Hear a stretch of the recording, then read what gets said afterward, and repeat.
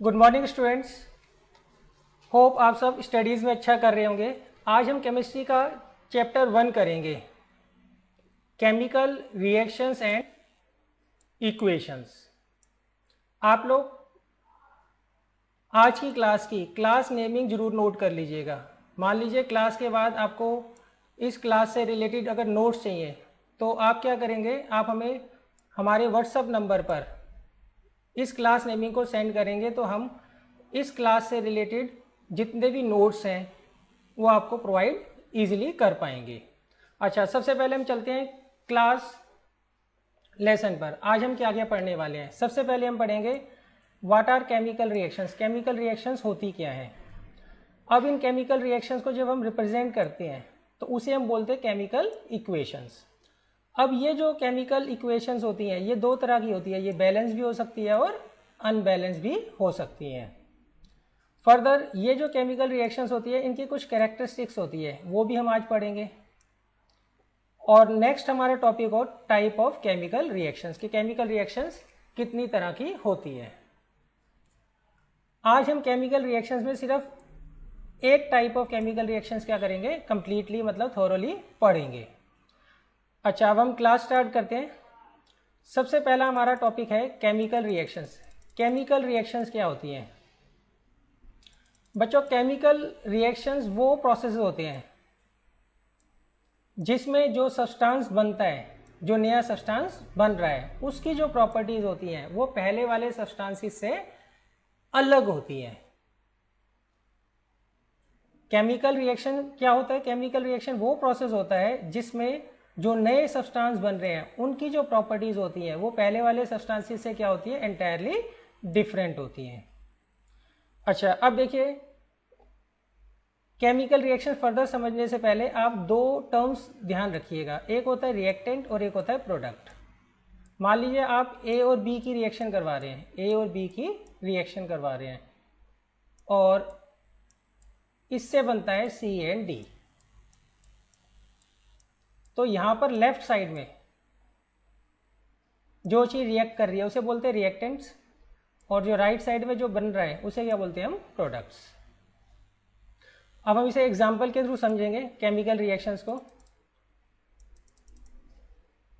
मान लीजिए आपके पास पानी है, आप उसमें करंट पास करते हैं तो उससे एक तो ऑक्सीजन गैस बनती है और दूसरा हाइड्रोजन गैस बनती है। अब देखिए यहाँ पे रिएक्टेंट एक है और प्रोडक्ट क्या है, दो।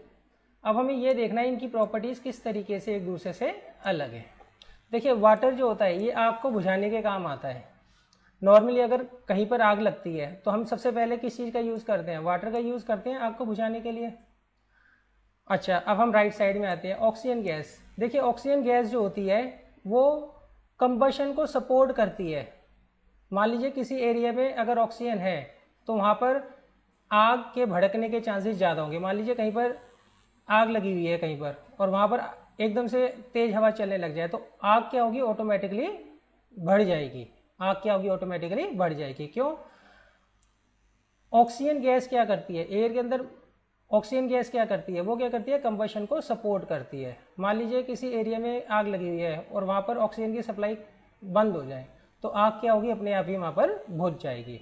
दूसरा देखिए हाइड्रोजन गैस। हाइड्रोजन गैस जो होती है ये काफ़ी ज़्यादा फ्लेमेबल गैस होती है। Hydrogen gas highly flammable gas होती है, बहुत जल्दी आग पकड़ती है। तो अब देखिए यहाँ पे जो रिएक्टेंट है वो तो आग बुझाने का काम कर रहा है, मगर जो प्रोडक्ट्स हैं वो क्या कर रहे हैं, एक तरीके से एक तो कंबशन को सपोर्ट कर रहा है और दूसरा जो है हाईली फ्लेमेबल है। तो यहाँ पे रिएक्टेंट और प्रोडक्ट्स दोनों की प्रॉपर्टीज़ क्या है, अलग है। इसलिए हम इसे क्या बोलेंगे, केमिकल रिएक्शन बोलेंगे, केमिकल रिएक्शन। अब देखिए ये जो केमिकल रिएक्शंस होती हैं इसमें होता क्या है, इसमें कभी भी कोई नया एलिमेंट नहीं बनता है। इसमें होगा क्या फिर, इसमें सिर्फ रीअरेंजमेंट होता है। देखिए ये रिएक्टेंट है और ये दोनों जो हैं इसके प्रोडक्ट हैं। तो इसमें क्या हो रहा है, यहाँ पे भी हाइड्रोजन और ऑक्सीजन है, यहाँ पे भी हाइड्रोजन और ऑक्सीजन है। तो इसमें कोई नया एलिमेंट तो इंट्रोड्यूस नहीं हो रहा ना, बस क्या हुआ है, रीअरेंजमेंट हुआ है। किसका, हाइड्रोजन और ऑक्सीजन के एलिमेंट्स के एटम का। क्लियर है? देखिए यहाँ पे एक साथ है और यहाँ पे क्या है, अलग अलग है। तो इसमें क्या होता है, रीअरेंजमेंट होता है। एलिमेंट्स के एटम्स का। इसमें कभी भी कोई नया एलिमेंट नहीं बनता है। अब देखिए फर्दर हम कुछ इसके एग्जांपल्स देख लेते हैं। देखिए दूध से जो दही बनता है वो भी किसका एग्जांपल होगा? केमिकल रिएक्शंस का। कुकिंग ऑफ फूड ये भी केमिकल रिएक्शन है। Digestion of food in our body ये भी क्या है? केमिकल रिएक्शन है। रेस्पिरेशन का जो प्रोसेस होता है ये भी केमिकल रिएक्शन है। रस्टिंग ऑफ आयरन, ऐसे आपको डेली लाइफ में बहुत सारे एग्जांपल्स मिल जाएंगे केमिकल रिएक्शंस के।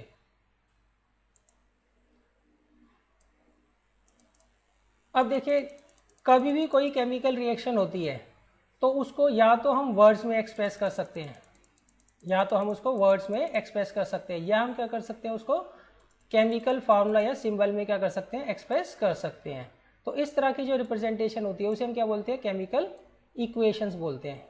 क्या बोलते हैं? Chemical equations. एक बार दोबारा समझ लीजिए, कोई भी केमिकल रिएक्शन हो रही है तो उसके दो तरीके होते हैं लिखने के, या तो आप उसे वर्ड्स में एक्सप्रेस कर दीजिए, या फिर आप क्या करिए जो कंपाउंड्स उसके अंदर यूज़ हो रहे हैं या एलिमेंट यूज़ हो रहे हैं उनके सिंबल या फार्मूले का यूज़ कर दीजिए। दो ही तरीके होते हैं, इन दोनों को हम क्या बोलते हैं? Chemical equation.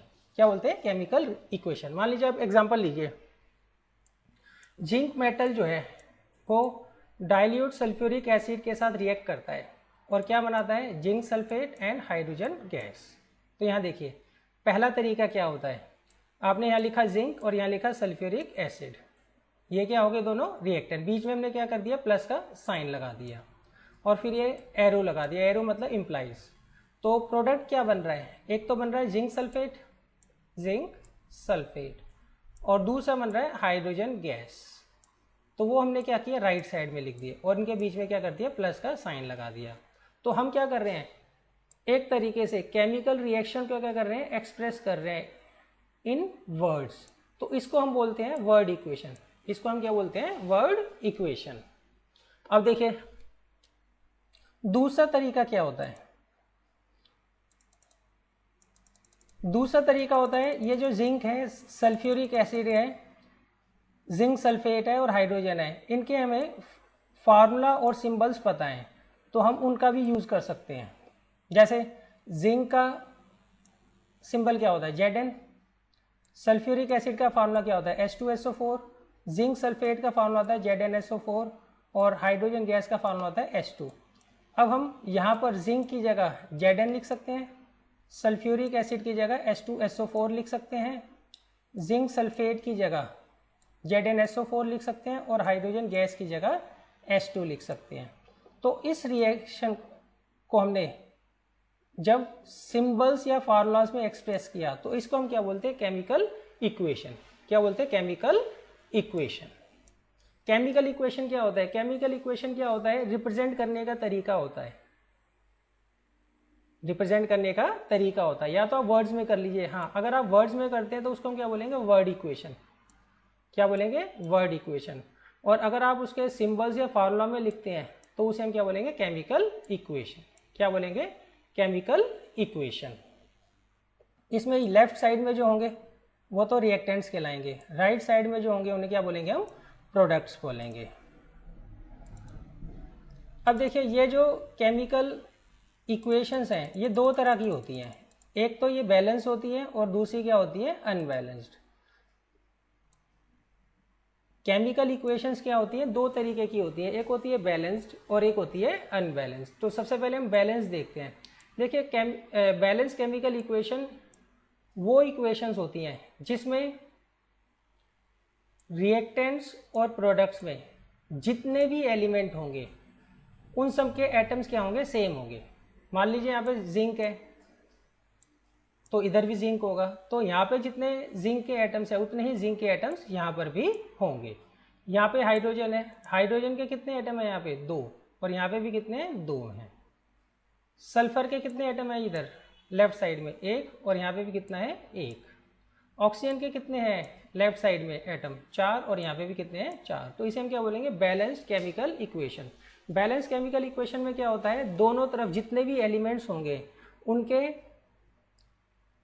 Number of atoms क्या होंगे? सेम होंगे।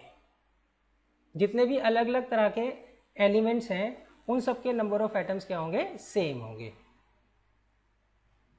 अच्छा, नेक्स्ट आता है अनबैलेंस्ड केमिकल इक्वेशंस। अनबैलेंस्ड में क्या होता है, यहाँ पर जो होता है number of atoms of a particular element, वो क्या होता है,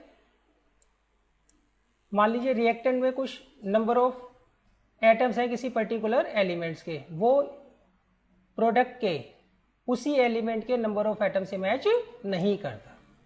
अब जैसे मान लीजिए आपको यहाँ पे दो एलिमेंट दे रखे हैं, तो दोनों के जो नंबर ऑफ एटम्स हैं वो इधर के उन्हीं दोनों एलिमेंट्स के नंबर ऑफ एटम से क्या करने चाहिए, मैच करने चाहिए। अब यहाँ पे देखो हाइड्रोजन के तो मैच कर रहे हैं, दोनों तरफ दो दो हैं, मगर ऑक्सीजन के यहाँ पे दो एटम है और यहाँ पर एक एटम है, तो ये मैच नहीं कर रहा। तो इसका मतलब क्या हो गया, ये अनबैलेंस केमिकल इक्वेशन होगी। बैलेंस केमिकल इक्वेशन में क्या होता है, जो नंबर ऑफ एटम्स होंगे किसी पर्टिकुलर एलिमेंट के लेफ्ट साइड में, वही क्या होंगे, राइट साइड में भी उतने होंगे। हाइड्रोजन के अगर मान लीजिए यहाँ पे दो हैं तो यहाँ भी दो होने चाहिए, वो मैच कर रहा है। ऑक्सीजन के यहाँ पे अगर दो हैं तो यहाँ पे भी दो होने चाहिए, वो मैच नहीं कर रहा है। तो इसका मतलब ये क्या हो गया, अनबैलेंस केमिकल इक्वेशन है। अच्छा, अब देखिए, अब हमारा नेक्स्ट टॉपिक है important characteristics of chemical reactions. जितनी भी केमिकल रिएक्शंस होती हैं उनके इंपॉर्टेंट कैरेक्टरिस्टिक्स क्या हैं। सबसे पहला होता है evolution of a gas, second होता है formation of a precipitate, third होता है चेंज इन कलर, फोर्थ होता है चेंज इन टेम्परेचर और फिफ्थ होता है चेंज इन स्टेट। देखिए, जितनी भी केमिकल रिएक्शंस होंगी जरूरी नहीं है ये पांचों की पांचों कैरेक्टरिस्टिक्स वो फॉलो करे, मे बी किसी एक को कर रही होगी या एक से ज़्यादा को वो कर रही होगी। जरूरी नहीं है एक पर्टिकुलर केमिकल रिएक्शन पांचों को क्या करेगी, सेटिस्फाई करेगी। ये भी हो सकता है किसी एक को कर रही हो या एक से ज़्यादा को कर रही हो। अब हम क्या करते हैं, इनको डिटेल में पढ़ते हैं। सबसे पहले आता है एवोल्यूशन ऑफ अ गैस। देखिए, कुछ ऐसी केमिकल रिएक्शंस होती है जिसमें कोई गैस रिलीज होती है, अब देखिए इसके एग्जांपल हम देखते हैं। ये आपको एक कॉनिकल फ्लास्क दे रखा है, इसमें हमने सल्फ्यूरिक एसिड डाल दिया, डाइल्यूट सल्फ्यूरिक एसिड, और ऊपर से हमने क्या किया, इसके अंदर जिंक ग्रेन्यूल्स डाल दिए। तो धीरे धीरे आपको दिखेगा यहाँ से एक पर्टिकुलर गैस इवॉल्व होगी। उसका टेस्ट अभी हम नहीं बता रहे हैं, वो हम बाद में पढ़ेंगे। वो जो गैस होती है वो कौन सी होती है, हाइड्रोजन गैस होती है। तो देखिए इस केस में क्या हुआ, जिंक किसके साथ रिएक्ट कर रहा है, सल्फ्यूरिक एसिड के साथ, तो कौन सी गैस रिलीज हो रही है, हाइड्रोजन गैस रिलीज हो रही है। तो ये कौन सी कैरेक्टरिस्टिक्स को सेटिस्फाई कर रहा है, फर्स्ट को, जिसमें हमने पढ़ा है कि केमिकल रिएक्शंस में कोई गैस भी रिलीज हो सकती है। अच्छा, अब इस रिएक्शन को हम कंप्लीटली पूरा पढ़ लेते हैं। इसमें जिंक जो है वो सल्फ्यूरिक एसिड के साथ रिएक्ट करेगा तो जिंक सल्फेट बनेगा और दूसरा हाइड्रोजन गैस बनेगी। अभी देखिए, अभी हम इसमें सिर्फ एक एक एग्जांपल क्यों ले रहे हैं, क्यों, इस चैप्टर के अंदर बहुत सारी रिएक्शंस हैं, सही है, तो ये आपको बार बार चीज़ देखने को मिलेगी। ऐसा नहीं है ये पर्टिकुलर कोई एग्जाम्पल है, आपको ऐसे बहुत सारे एग्जाम्पल्स मिलेंगे जिसमें कोई ना कोई गैस रिलीज हो रही होगी। जैसे जैसे चैप्टर आपको बढ़ता रहेगा आपको एक पर्टिकुलर कॉन्सेप्ट की बहुत सारी रिएक्शंस देखने को मिलेंगी। बस आपका काम क्या है, इनको नोट करिए और इनको अच्छे तरीके से लर्न करिए। अब देखिए सेकंड कैरेक्टरिस्टिक है फॉर्मेशन ऑफ अ प्रेसिपिटेट। कई बार क्या होता है, जितनी भी कुछ केमिकल रिएक्शंस ऐसी होती हैं जिसमें प्रेसिपिटेट बनता है, तो अब देखिए ये सबसे पहले हम जानना जरूरी है कि प्रेसिपिटेट होता क्या है। देखिए प्रेसिपिटेट जो होता है ये सॉलिड प्रोडक्ट होता है, ये क्या होता है, सॉलिड प्रोडक्ट होता है जो कि अपने आप ही सॉल्यूशन से बाहर निकल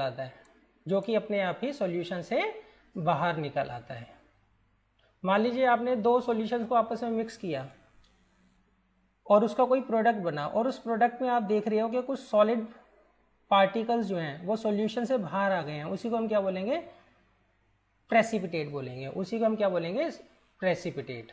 अच्छा, इसका एग्जांपल है, आप लेड आयोडाइड का सॉल्यूशन लीजिए और लेड नाइट्रेट का सॉल्यूशन लीजिए, इन दोनों को मिक्स कर दीजिए, इन दोनों को मिक्स कर दीजिए। यहाँ पर हमने क्या किया है,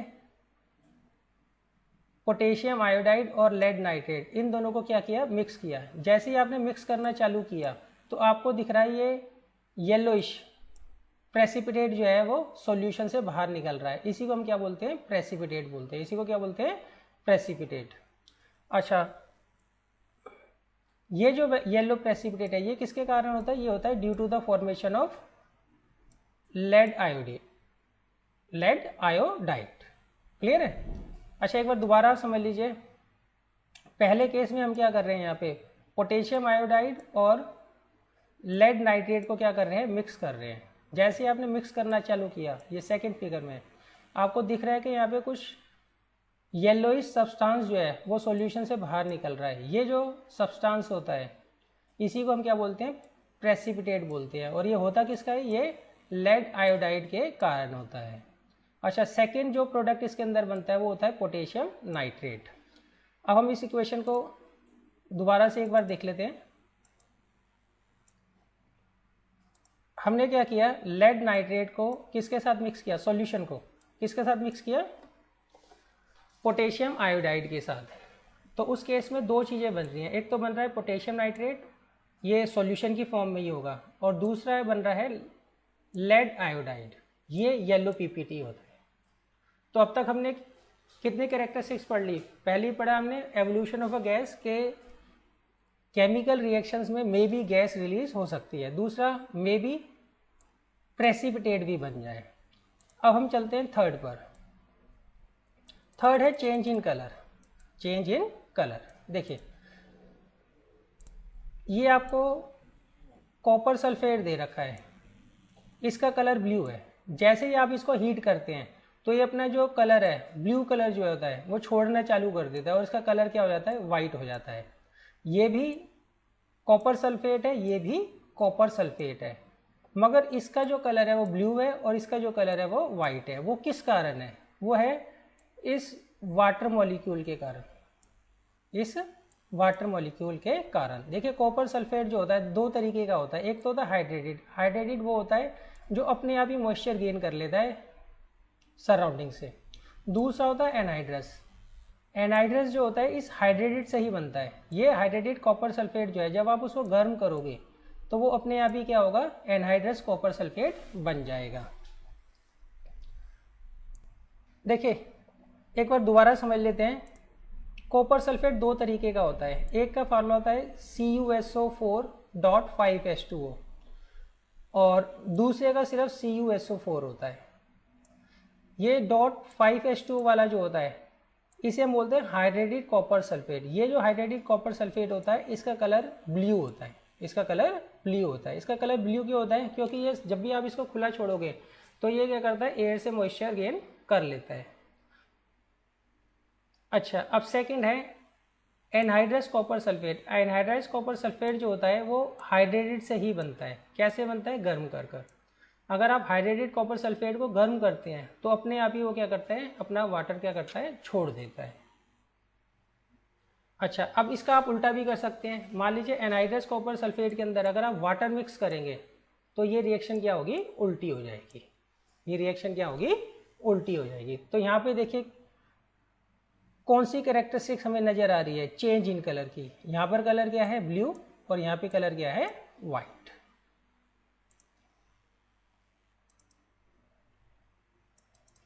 अब देखिए नेक्स्ट है कैरेक्टरिस्टिक्स चेंज इन टेम्परेचर।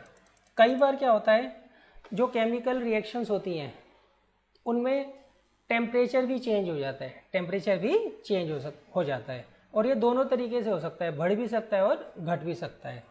अब देखिए इसके लिए हम रिएक्शन देखते हैं।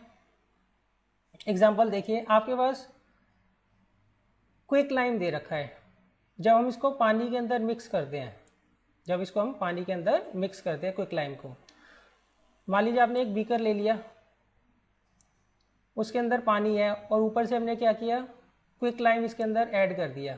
तो धीरे धीरे आप देखेंगे ये जो बीकर है इसका टेम्परेचर जो है वो बढ़ता चला जाएगा, इसका टेम्परेचर जो है वो बढ़ता चला जाएगा। तो इस केस में होता क्या है, एक तो बनता है स्लेग लाइन, यहाँ पर हमने क्या किया, क्विक लाइन के अंदर वाटर ऐड किया, तो उससे क्या बना, स्लेग लाइन। और इसके साथ साथ बहुत ही ज़्यादा हीट जो होती है वो क्या होती है, रिलीज हो जाती है, बहुत ही ज़्यादा हीट जो होती है वो रिलीज होती है। तो यहाँ पे क्या हो रहा है, चेंज इन टेम्परेचर हो रहा है, change in temperature. When quick lime reacts with water then slaked lime is form. तो उस केस में क्या बनता है, स्लेग लाइन बनता है and a lot of heat is produced. और इस हीट के कारण जो बीकर है उसका टेम्परेचर क्या होता है, बढ़ जाता है। एक बार दोबारा से देखते हैं हम, इक्वेशन देखते हैं अब। देखिए ये जो क्विक लाइन होता है इसका फार्मूला होता है CaO, और इसे हम कैल्शियम ऑक्साइड बोलते हैं। जब आप इसको वाटर के साथ रिएक्ट कराते हैं, वाटर के अंदर इसको मिक्स करते हैं, तो उस केस में क्या होता है, एक तो बनता है स्लेग लाइन, स्लेग लाइन का फार्मूला होता है CaOH का ट्वाइस, और इसको हम बोलते हैं कैल्शियम हाइड्रोक्साइड। प्लस बहुत ही ज़्यादा हीट क्या होती है, रिलीज होती है, बहुत ही ज़्यादा हीट क्या होती है, रिलीज होती है। तो इस केस में क्या हो रहा है, टेम्परेचर जो हो रहा है बढ़ रहा है, टेम्परेचर जो है सॉल्यूशन का वो क्या है, बढ़ रहा है। अच्छा अब देखिए फिफ्थ कैरेक्टरिस्टिक होता है चेंज इन स्टेट। अब चेंज इन स्टेट देखिए, स्टेट कितनी तरह की होती है, एक होता है सॉलिड, एक होता है लिक्विड और एक होता है गैस। तो कई बार क्या होता है, मान लीजिए आपने सॉलिड रिएक्टेंट लिए, उससे कोई गैस रिलीज हो गई, कोई गैस रिलीज हो गई, तो इस केस में क्या हो रहा है, चेंज ऑफ स्टेट हो रहा है ना। कई बार ऐसे भी होता है, आपने एक सॉलिड लिया और एक रिएक्टेंट लिया, उसको जब आपने रिएक्ट करवाया तो उससे गैस मिल गई, तो यहाँ पे क्या हो रहा है, चेंज इन स्टेट हो रहा है ना। अब इसके हम रिएक्शन देखते हैं, ये हम पहले पढ़ चुके हैं।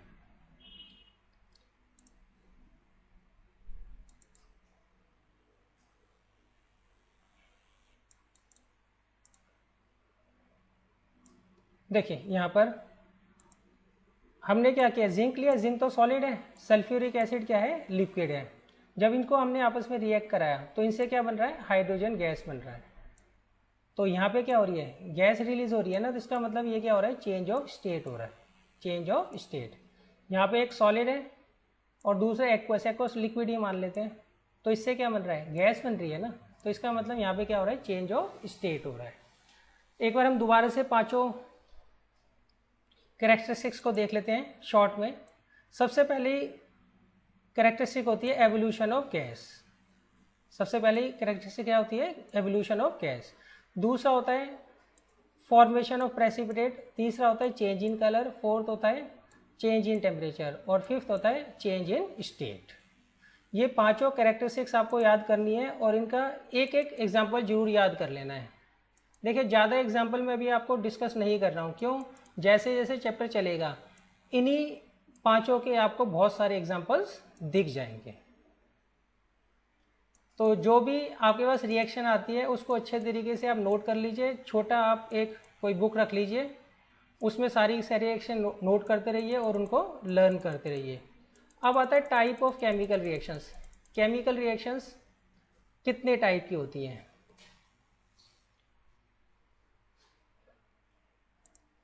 देखिए केमिकल रिएक्शंस जो होती हैं उसमें सबसे पहला आता है कॉम्बिनेशन रिएक्शंस। कॉम्बिनेशन रिएक्शंस में क्या होता है, मान लीजिए आपको ए और बी दो कंपाउंड दे रखे हैं, ये आपस में रिएक्ट करके कोई एक प्रोडक्ट बनाते हैं, कोई एक प्रोडक्ट बनाते हैं। देखिए कॉम्बिनेशन के नाम से ही पता लग रहा है कि यहाँ पे कंबाइन वर्ड यूज हो रहा है। कंबाइन करने का मतलब क्या होता है, जुड़ना। तो इसमें क्या होगा, रिएक्टेंट्स जो होते हैं, चाहे रिएक्टेंट दो हो या दो से ज़्यादा हो, वो आपस में क्या करते हैं, जुड़ जाते हैं और एक प्रोडक्ट बनाते हैं। इसे हम क्या बोलते हैं, कॉम्बिनेशन रिएक्शंस। कॉम्बिनेशन रिएक्शंस में क्या होते हैं, रिएक्टेंट आपस में क्या होते हैं, जुड़ जाते हैं, जुड़ने के बाद वो एक प्रोडक्ट बनाते हैं। अच्छा दूसरा होता है डीकम्पोजिशन रिएक्शंस। डीकम्पोजिशन रिएक्शंस में देखिए इसमें डीकम्पोज वर्ड यूज हो रहा है, तो उससे ही आपको पता लग जाएगा इसमें एक जो रिएक्टेंट होता है वो दो या दो से ज़्यादा प्रोडक्ट्स में क्या होता है, टूट जाता है। दो या दो से ज़्यादा प्रोडक्ट्स में क्या होता है, वो टूट जाता है। अब देखिए इसके बाद आता है डिस्प्लेसमेंट रिएक्शन। देखिए डिस्प्लेसमेंट रिएक्शन जो होता है, ये दादागिरी वाला काम स्टार्ट हो गया अब यहाँ पे। इसमें क्या होता है, हमारे पास एक रिएक्टिविटी सीरीज होगी, उससे हम पढ़ेंगे कि कौन सा मेटल जो होता है ज़्यादा रिएक्टिव होता है और कौन सा मेटल जो होता है वो कम रिएक्टिव होता है। तो यहाँ पे क्या होता है, जो ज़्यादा रिएक्टिव वाला एलिमेंट होता है उसका जो एटम होता है वो कम वाले को क्या करता है, रिप्लेस कर देता है। मान लीजिए आपको एक रिएक्टेंट दे रखा है AB और दूसरा रिएक्टेंट दे रखा है C। तो इस केस में क्या होगा, अगर C जो है वो A से ज़्यादा रिएक्टिव है, C जो है A से ज़्यादा रिएक्टिव है, सही है। देखिए आपको एक रिएक्टेंट दे रखा है AB और एक रिएक्टेंट दे रखा है C। तो अब मान लीजिए C और A में अगर C ज़्यादा रिएक्टिव है तो C क्या करेगा, B के साथ जाकर जुड़ जाएगा और A को क्या करेगा, बाहर कर देगा। अभी मैं बिल्कुल शॉर्ट में बता रहा हूँ, इसी चीज़ को हमें क्या करना है, विद एग्जाम्पल डिटेल में भी पढ़ना है, सही है। मान लीजिए एक रिएक्टेंट आपको दे रखा है AB और एक रिएक्टेंट दे रखा है C। तो यहाँ पर देखिए A और C में अगर C ज़्यादा रिएक्टिव है तो C क्या करेगा, A को उड़ा देगा, A को क्या करेगा, उड़ा देगा और B के साथ जाकर खुद जुड़ जाएगा। अगर मान लीजिए C जो है वो कम रिएक्टिव है A से, तो फिर कोई भी रिएक्शन नहीं होती, फिर कोई भी रिएक्शन नहीं होती। अच्छा अब देखिए नेक्स्ट है डबल डिस्प्लेसमेंट रिएक्शन। देखिए डबल डिस्प्लेसमेंट रिएक्शन जो होता है, इसमें अगर एक दूसरे को हटाता है तो दूसरा क्या करता है, पहले वाले को हटा देता है। कैसे, देखिए मान लीजिए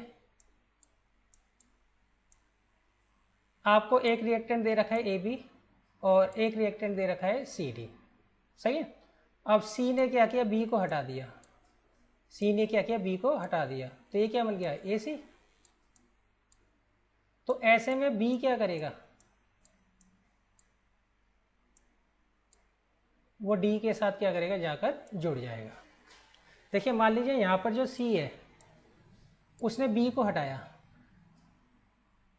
और वो जाकर A के साथ जुड़ गया और क्या बना लिया, कंपाउंड AC। तो इस केस में B क्या करेगा, B क्या करेगा, D के साथ जाकर जुड़ जाएगा।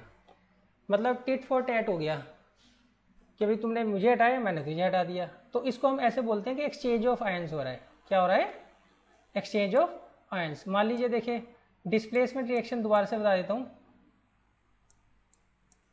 मान लीजिए आपको एक रिएक्टेंट दे रखा है AB और एक दे रखा है C। अब हम कंपेयर कर रहे हैं C को A के साथ। प्लस मतलब ज़्यादा रिएक्टिव, माइनस मतलब कम रिएक्टिव। अब ये जो C है ज़्यादा रिएक्टिव है किससे, A से, तो ये क्या करेगा, A को हटा देगा। तो क्या बनेगा यहाँ पे CB प्लस A और A जो है अकेला बच जाता है, A जो है यहाँ पर अकेला बच जाएगा, सही है। अभी आप इसको समझने की कोशिश करिए, नेक्स्ट जो वीडियो होगी उसमें हम इसको डिटेल में पढ़ने वाले हैं। अच्छा अब देखिए डबल डिस्प्लेसमेंट में क्या होता है, यहाँ पे C जो है वो B को हटा रहा है, मगर B क्या कर रहा है, फिर D के साथ जाके जुड़ जाता है। तो ये जो है इनमें बेसिक डिफरेंस है। तो डबल डिस्प्लेसमेंट रिएक्शन जो होती है, इस पर अगर एक पहला जो है दूसरे को अगर हटा रहा है तो दूसरा क्या करेगा, पहले वाले के साथी के साथ जाकर जुड़ जाता है, सही है। अब देखिए ऑक्सीडेशन एंड रिडक्शन रिएक्शंस, ये क्या होता है, ऑक्सीडेशन में या तो ऑक्सीजन जुड़ता है, ये भी हम डिटेल में पढ़ेंगे, या फिर हाइड्रोजन क्या होता है, हट जाता है। और रिडक्शन में या तो ऑक्सीजन हट जाता है रिएक्टेंट में, या हाइड्रोजन ऐड हो जाता है, सही। अभी मैं आपको बिल्कुल शॉर्ट में बता रहा हूँ, नेक्स्ट क्लास में इन्हीं सब के हम एग्जांपल के साथ इनको डिटेल में पढ़ेंगे। एक बार दोबारा देख लीजिए। देखिए ऑक्सीडेशन में क्या होता है, जो आपके पास रिएक्टेंट होता है उसके साथ या तो ऑक्सीजन जुड़ जाएगा या हाइड्रोजन हट जाएगा। और रिडक्शन में जो आपको रिएक्टेंट्स दे रखे हैं उसमें या तो ऑक्सीजन हट जाएगा या हाइड्रोजन जुड़ जाएगा। अब देखिए सबसे पहले हम पढ़ रहे हैं कॉम्बिनेशन रिएक्शन। तो पहले हम एक बार डेफिनेशन देख लेते हैं बच्चों। Those reactions in which 2 or more substances combine to form a single substance are called combination reaction। combination reaction में क्या होता है, मान लीजिए आपको 2 या 2 से ज़्यादा रिएक्टेंट्स दे रखे हैं, वो आपस में मिलकर क्या करेंगे, एक प्रोडक्ट बनाएंगे। यहाँ पे 2 भी हो सकते हैं और 2 से ज़्यादा भी हो सकते हैं, मगर यहाँ पे जो प्रोडक्ट होगा वो एक ही होगा। इसका एग्जांपल देखते हैं। देखिए अगर आप हाइड्रोजन गैस को बर्न करते हैं ऑक्सीजन की प्रेजेंस में, तो उस केस में क्या होता है, वाटर बनता है। ये आपको हाइड्रोजन गैस दे रखी है, ये ऑक्सीजन गैस दे रखी है, ये आपस में जब भी रिएक्ट करेंगे तो उस केस में क्या बनेगा, वाटर बनेगा। क्या बनेगा, वाटर बनेगा। अच्छा देखिए ये जो रिएक्शंस हम यहाँ पर लिखते हैं ना, ये बैलेंस्ड केमिकल इक्वेशंस होती हैं। सही है, ये आपने इक्वेशन लिख रहे हो आप यहाँ पे, तो ये हमेशा बैलेंस्ड होंगी। ये क्या होंगी, हमेशा बैलेंस होगी। हमने बैलेंसिंग अभी नहीं सीखी है, वो हम क्या करेंगे, चैप्टर के एंड में करेंगे। देखिए यहाँ पर हाइड्रोजन गैस जो है उसको हम बर्न कर रहे हैं ऑक्सीजन की प्रेजेंस में, तो क्या बन रहा है, वाटर बन रहा है। तो यहाँ पे देखिए ये दोनों के दोनों कंपाउंड्स जुड़कर एक प्रोडक्ट बना रहे हैं, तो इसको हम क्या बोलेंगे, कॉम्बिनेशन रिएक्शन। अब देखिए दूसरे एग्जांपल, ये आप ऑलरेडी पढ़ चुके हैं। जब क्विक लाइम रिएक्ट करता है किसके साथ, वाटर के साथ, तो क्या बनता है, स्लेग लाइन बनता है, और बहुत ज़्यादा हीट क्या होती है, रिलीज होती है। तो उस केस में क्या होता है, जिस कंटेनर में हम रिएक्शन कराते हैं उसमें उसका जो टेम्परेचर होता है वो बहुत ज़्यादा बढ़ जाता है। तो इस केस में भी देखिए यहाँ पे जो कैल्शियम ऑक्साइड है और वाटर है, ये आपस में क्या कर रहे हैं, कंबाइन हो रहे हैं और एक प्रोडक्ट बना रहे हैं। इसी को हम क्या बोलते हैं, कॉम्बिनेशन रिएक्शन बोलते हैं। ये रिएक्शन बहुत ही ज़्यादा इंपॉर्टेंट है, तो इसको आप जरूर लर्न कर लीजिएगा। अब थर्ड एग्जांपल है, मान लीजिए आपके पास मैग्नीशियम रिबन है, जब इसको हम बर्न करते हैं एयर में तो मैग्नीशियम ऑक्साइड बनता है। क्या बनता है, मैग्नीशियम ऑक्साइड। ये मैग्नीशियम है, इसको हम बर्न कर रहे हैं एयर में, तो क्या बन रहा है, मैग्नीशियम ऑक्साइड बन रहा है। तो यहाँ पे देखिए एक कंपाउंड ये है, एक कंपाउंड ये है, दोनों जुड़कर क्या बना रहे हैं, मैग्नीशियम ऑक्साइड बना रहे हैं। तो ये भी क्या होगी, कॉम्बिनेशन रिएक्शन होगी। देखिए अब इसको हम डिटेल में पढ़ लेते हैं इस रिएक्शन को। क्यों, क्योंकि ये आपकी बुक में है एज ए एक्टिविटी। तो इसमें हम सबसे पहले क्या करते हैं, आपको एक 2 सेंटीमीटर लंबी मैग्नीशियम रिबन लेनी है, मैग्नीशियम रिबन लेनी है। उसको हमें क्या करना है, अच्छे तरीके से साफ करना है सैंड पेपर के साथ। हमें क्या करना है, उसको अच्छे तरीके से सैंड पेपर के साथ साफ करना है। फिर हम क्या करेंगे, hold the magnesium ribbon with a pair of tongue. फिर हम क्या करेंगे, टंग की हेल्प से उसको पकड़ लेंगे। ये आपके पास टंग दे रखा है और ये मैग्नीशियम रिबन दे रखा है एट वन एंड। एक एंड से आप क्या करोगे, उसको टंग के साथ पकड़ लोगे, और दूसरा एंड जो है उसको आप क्या करोगे, बर्नर के ऊपर रख दोगे हीट करने के लिए।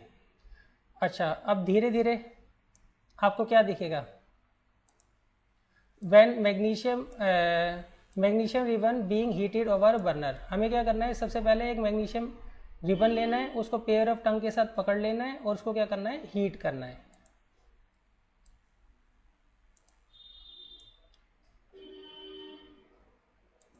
अब देखिए अब ऑब्जर्वेशन क्या होगी, जब मैग्नीशियम रिबन को आप बर्न करोगे एयर में तो मैग्नीशियम ऑक्साइड बनेगा। क्या बनेगा, मैग्नीशियम ऑक्साइड। होता क्या है, जब मैग्नीशियम रिबन को आप बर्नर के ऊपर रखोगे तो उसमें से वाइट पाउडर निकलना चालू हो जाएगा। वो जो वाइट पाउडर होता है वो मैग्नीशियम ऑक्साइड होता है, मैग्नीशियम ऑक्साइड होता है। और वो जो पाउडर है आपको क्या करना है, वॉश ग्लास के अंदर इकट्ठा कर लेना है, वॉश ग्लास के अंदर इकट्ठा कर लेना है। एक बार दोबारा देख लीजिए। सबसे पहले आप क्या करोगे, एक मैग्नीशियम रिबन लोगे, उसको अच्छे तरीके से सैंड पेपर से साफ कर लोगे। फिर आप पेयर ऑफ टंग लोगे, उसके एक एंड जो होगा मैग्नीशियम रिबन का वो आपने पेयर ऑफ टंग के साथ पकड़ा होगा, और दूसरा सिरा जो होगा उसको आप क्या करोगे, बर्नर के ऊपर हीट करोगे। जैसे ही आप हीट करना चालू करेंगे तो आपको दिखेगा इसमें से एक वाइट पाउडर जो है वो गिरना चालू हो जाएगा, वाइट ऐश जो होती है वो गिरनी चालू हो जाएगी। वो वाइट ऐश क्या होती है, मैग्नीशियम ऑक्साइड होती है। फिर उस वाइट ऐश को आप क्या करोगे, एक वॉश ग्लास के अंदर इकट्ठा करनी चालू कर दोगे। अच्छा, अब देखिए इसमें एक क्वेश्चन हमने पढ़ा था पहले, एक क्वेश्चन अराइज होता है कि हम मैग्नीशियम रिबन को सैंड पेपर से क्यों साफ करते हैं पहले, ये क्वेश्चन बनता है। देखिए, the magnesium ribbon which we usually has a coating of magnesium oxide on its surface which is formed by the slow action of oxygen of air in it। देखिए होता क्या है, जो मैग्नीशियम रिबन होता है जब आप उसको एयर में एक्सपोज रखोगे काफ़ी टाइम तक तो उसके ऊपर मैग्नीशियम ऑक्साइड की क्या होती है, कोटिंग चढ़ जाती है। इस कोटिंग को हटाने के लिए हम क्या करते हैं, उसको पहले सैंड पेपर से साफ कर देते हैं। क्यों, वो कंबशन में क्या करता है, एक तरीके से रोक लगाता है।